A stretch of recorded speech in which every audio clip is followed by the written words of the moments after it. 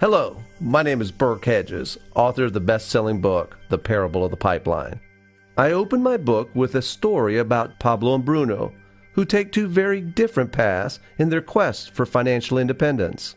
What you're about to see is the delightful animated story of their adventure. So, sit back, relax, and enjoy the life-changing lessons in The Parable of the Pipeline.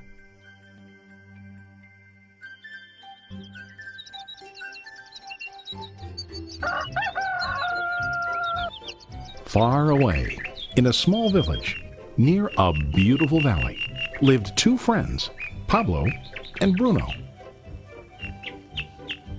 They were both young and dreamed of a better life for themselves.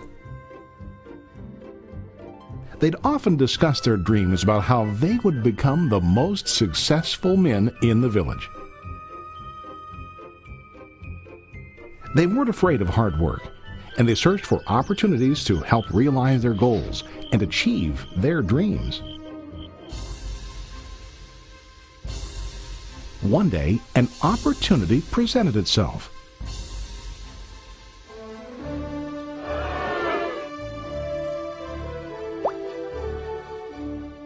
The mayor of the village decided to hire two people to bring water from a spring up on the mountain, across the valley, back down to the village. They were to be paid based on the amount of water delivered to the village. Bruno and Pablo enthusiastically got to work. Every day, from morning till evening, they carried buckets to and from the spring. They worked hard, carrying water to the village. In the evening, they'd return home with their day's wages.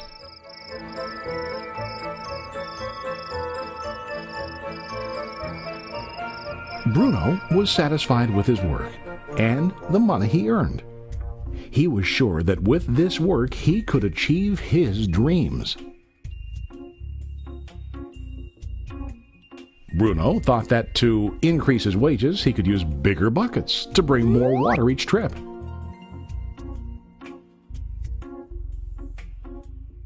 He believed with a larger income he would soon be able to buy a cow and the house that he dreamed about.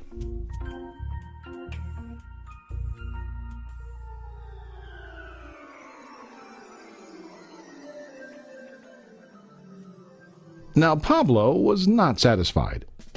At the end of the day, his back and hands ached, and he was exhausted. He was looking for an easier way to earn more.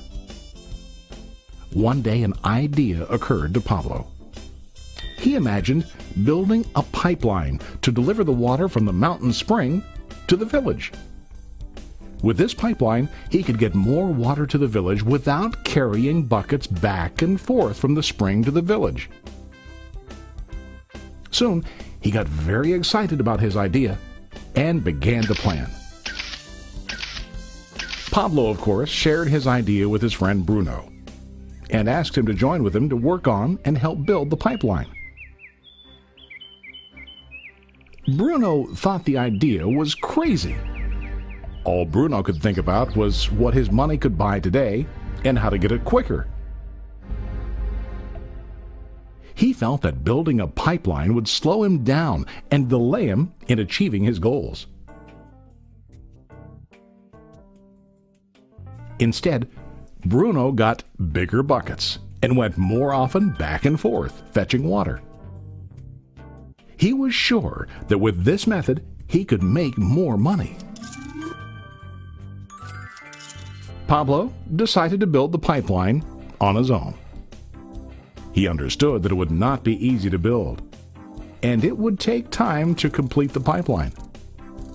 Pablo knew that it could take several years to finish, but he set his mind on his goal. Every day he worked and carried water like before. But on weekends and during his spare time, he worked hard to dig in the rocky soil and build his pipeline. In the first month, there was little to show for his work.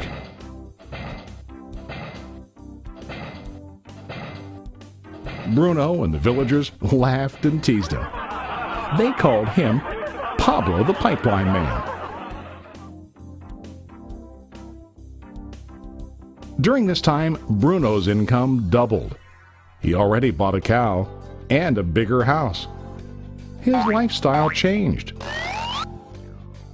He now spent time after work in the bar, enjoying his hard-earned wages from delivering water.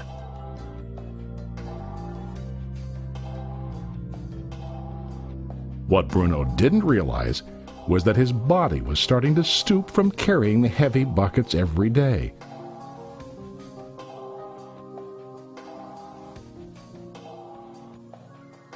His face looked worn and his body tired. Soon, he began to carry less and less water due to the wear and tear on his body.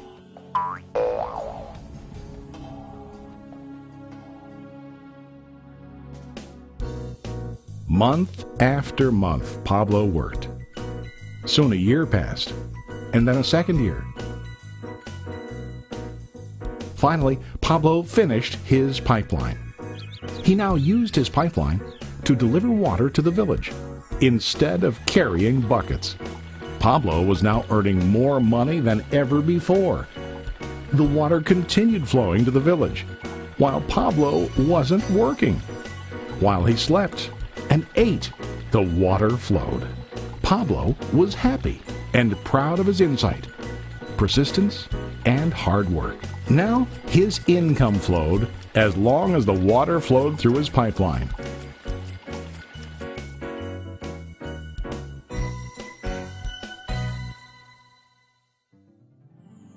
The story of Bruno and Pablo is a reflection of life. Their jobs symbolize what most people do to earn money. Bruno gets his money using buckets. He goes back and forth, carrying his buckets from the spring to the village in exchange for money. To increase his income, he either has to go more frequently to the spring or to use larger buckets. It's common in real life to increase our income by working harder. For example, working overtime or getting a second job. We also increase the size of our buckets by accepting a higher paying position, which often includes spending more time on the job. Most of us exchange time for money like Bruno. We know that every person has only 24 hours in the day and that it's not possible to use all our time to work. The most difficult time comes when we can no longer exchange time for money due to age, health, or other reasons. Then, our income stops. Now let's review what Pablo did. Very wisely, Pablo did not exchange all of his time for a limited income, but he used some of his time to build a pipeline. He knew that the pipeline would bring ongoing income as long as the water flowed. An ongoing income that multiplied the time he worked each day. Pablo knew that someday, maybe because of age or health, he would no longer be able to exchange his available time for money. Pablo knew that if he could make his idea of a pipeline work, then he only has to do the hard work of building the pipeline. After the pipeline was completed, Pablo was able to monitor and maintain the flow of water to ensure that his income will continue. Pablo has shown us that to earn an income, we don't always have to directly exchange time for money. There really are better ways. How about you? Are you still like Bruno, who directly exchanges time for money? Or do you want to be like Pablo, building and maintaining a pipeline for ongoing income? If you are interested in the idea of building your own pipeline, contact the person who lent you this presentation. You can start building your pipeline today.